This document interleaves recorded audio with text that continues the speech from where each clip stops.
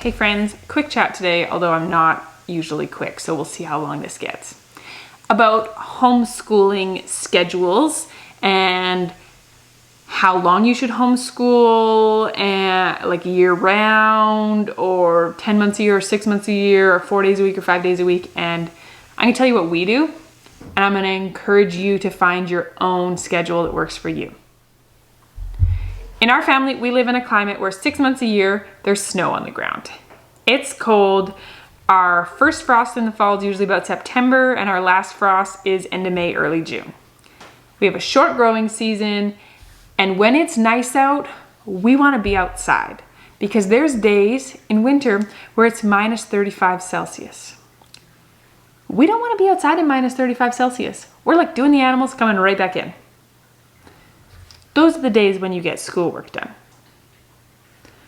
When it's 20 degrees Celsius, 70 degrees Fahrenheit outside, the last thing we want to be doing is inside, sitting at a table.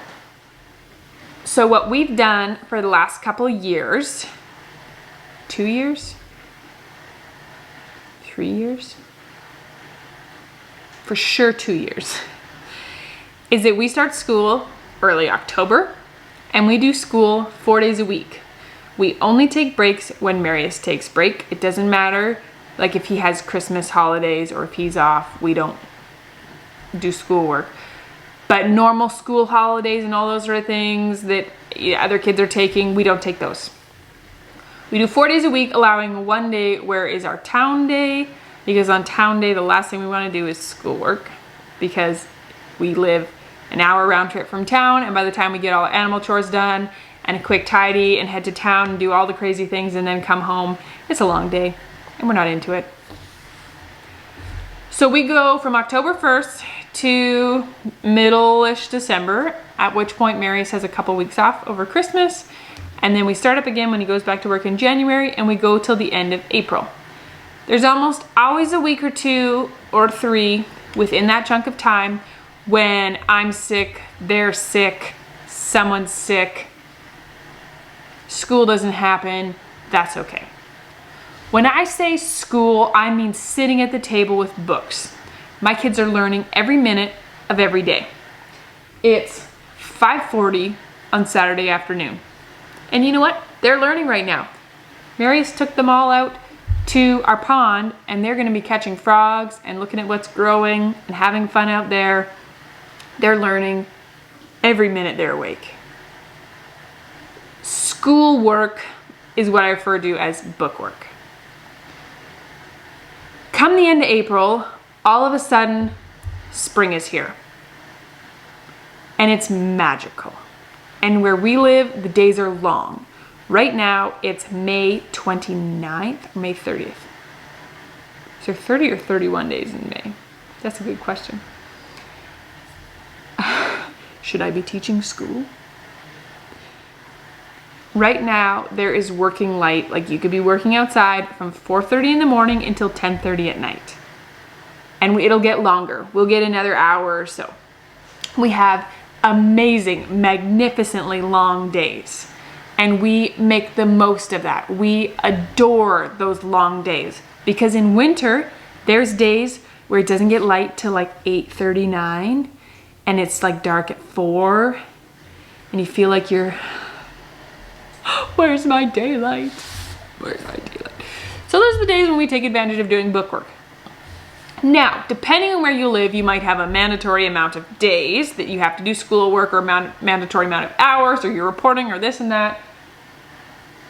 Oh, it's a fly. These flies are fighting. We don't. We do. We're in British Columbia, so we have pretty good homeschooling laws, although our funding has recently changed. But we report to a teacher. At the beginning of the year, we make a learning plan. Where's your kid at? What's required for this grade? How are we gonna meet those requirements? And we check in about every month. We send her pictures of what we've been doing, like pictures of our books, pictures of activities, that sort of thing. We talk to her kind of mid-year, and we talk to her at the end of the year. Depending on your program, depending on your teacher, depending on your child's age, it's gonna be different. We have a really great teacher, really great program. It used to be $1,000 per kid funding, and due to budget cuts to distributed learning, it is now $350 per kid. That's okay though. It's still worth my time. I still probably only spend an hour or two a month. So times 3 kids, $1,000, still worth my time to report and get the funding that I can spend on books and curriculum and art supplies and things like that. When I joined this program, I told them, because you also have the option in our province where you can just go, hey government, I'm homeschooling, and they go, have fun, and that's it. They don't have any involvement. You don't owe them anything. They don't give you anything. You can do that, and we were prepared to do that. Financially, we don't need the funding money, but I like the accountability. I also like that our teacher is a really neat person. We've had 2 different teachers, and both of them have been really supportive. When I'm like, hey, I'm struggling with this, they'll suggest a resource or a method, and it's been really great to have that ally on my side. We told them we will not sit down and do bookwork until October 1st, and we will not be doing it past the end of April. And they said, that's good. That's normal for northern British Columbia where we live. It is not uncommon for people to have their lives around an agrarian agricultural schedule.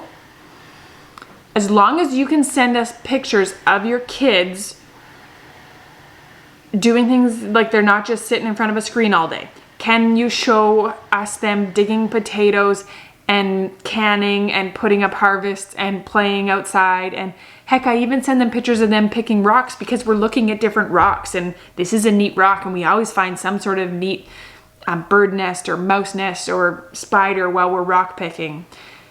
And I take pictures of those and then I send them. So as long as we can show that we are still actively pursuing learning in hands-on ways, they're totally happy with that. Now, if you live in a place where homeschooling gives you the freedom to choose your schedule, might I suggest you look at things like your weather. I have friends in Texas, hey Crystal, that we talked once about them homeschooling in summer and winter, but not spring and fall. Spring and fall, agriculturally, are their busiest times, and weather-wise are their best times. They want to be outside then. Come summer, it's stinking hot and you're stuck with the AC, and why not be doing your schoolwork then so that when your weather is amazing, you can enjoy it, and when your weather is stinking hot, you do schoolwork. If you are in, you're on a big ranch and you've got brandings and you've got shipping times, why not block out that you're not doing schoolwork then?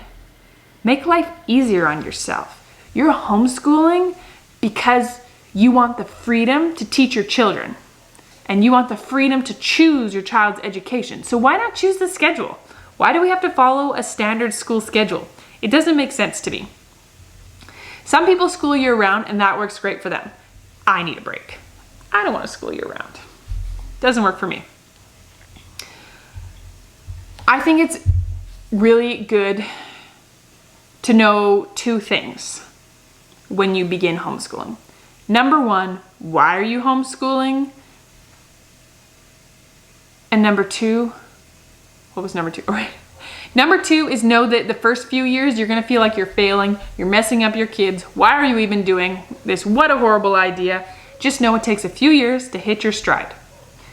The first thing I think is most important is know your why. Why are you homeschooling? Our family homeschools to give our children the time and space to learn at their own speed, as well as the time and space to be children, to not be forced to grow up and not to be exposed to too mature of things, and just to give them the time and space. We homeschool to give our children the time and space. And being clear on that why helps answer things when you're frustrated with how something is going, or you're frustrated with, or you feel like you're failing.